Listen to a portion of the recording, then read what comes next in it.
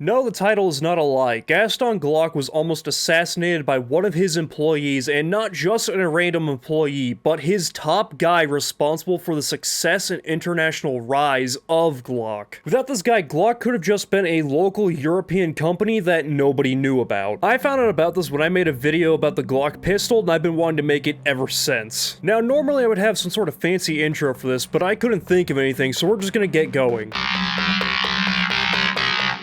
Gaston Glock founded his company Glock in Deutschwagram, Austria in 1963. He started out by making consumer goods made out of wood, polymers, and metals for the next decade. This would change in the 70s when they would start making military equipment like field knives, various components for grenades, and machine gun ammo belts for the Austrian military. Then in the 80s, the army called to replace their Walther P38 pistols, with Glock being one of the companies responding to this call, creating their first pistol, the Glock 17, easily winning the competition and creating the Glock that we know in 1982. This underdog in the arms industry made some waves, getting noticed by NATO and its member nations, and with this newfound fame came the need to expand the business. So a few years later, Gaston Glock made his way to Luxembourg, because Luxembourg has a special tax code where holding companies aren't subject to income and capital gains tax, meaning less taxes and more money in your pocket. During his time in Luxembourg, he had a chance encounter on the street where he would ask a businessman if he knew someone that could help him expand his fledgling enterprise. That man, Charles Ewart, would respond with,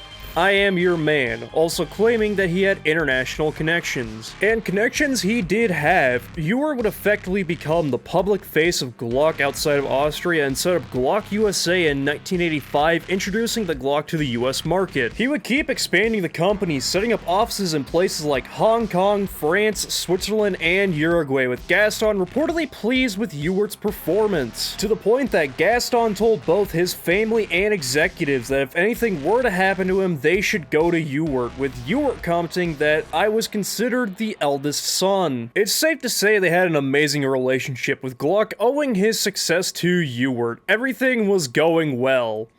A bit too well. Ewart had a reputation that Glock didn't know about. He frequently set up offshore accounts, to the point that some sources say he had the nickname of Panama Charlie. Ewart would use one of these shell companies known as Unipatent to hold the shares of subsidies with Glock's permission and knowledge. He had originally bought this company from a Turkish financier that was later arrested in 2000 because he and the First Merchants Bank in Cyprus were convicted of laundering $450 million and would later claim that Ewart owned the bank.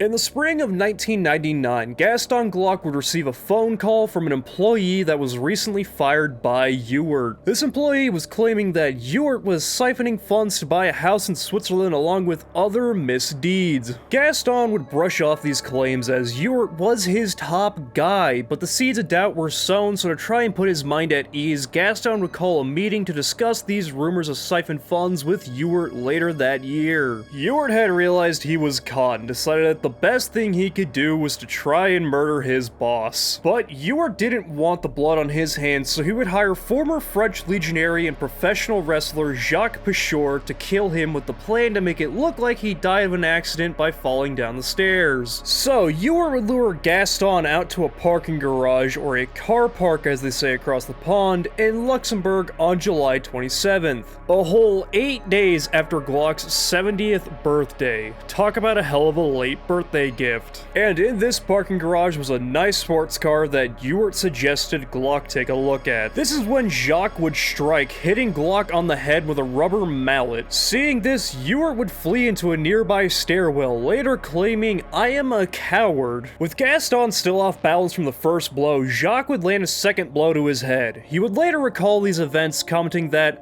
"I was fighting for my life." Yeah, no shit. And this was reflected in his next actions. Glock would manage to maintain his footing, with the miles of swimming he did giving him strong legs to spring back up on. He would promptly turn on his attacker, landing a first punch directly on Jacques' eye socket, staggering him. Gaston would then land a second, more powerful blow, knocking out several of Jacques' teeth, now fully staggering him. The now bloody Jacques would then fall on top of Gaston, with Luxembourg's deputy Deputy Attorney General John Paul Freising stating that he was with his arms outstretched like Jesus, probably because the motherfucker saw him that day after he failed to ambush a 69-year-old man like some Dungeons and Dragons bullshit. With local police finding the two men like this at 9:30 a.m. local time, Gaston was quickly rushed to a hospital, finding that he had lost a liter of blood from 7 head wounds. He would quickly summon his personal bankers, knowing what accounts Ewart had access to. He'd quickly try to move over $70 million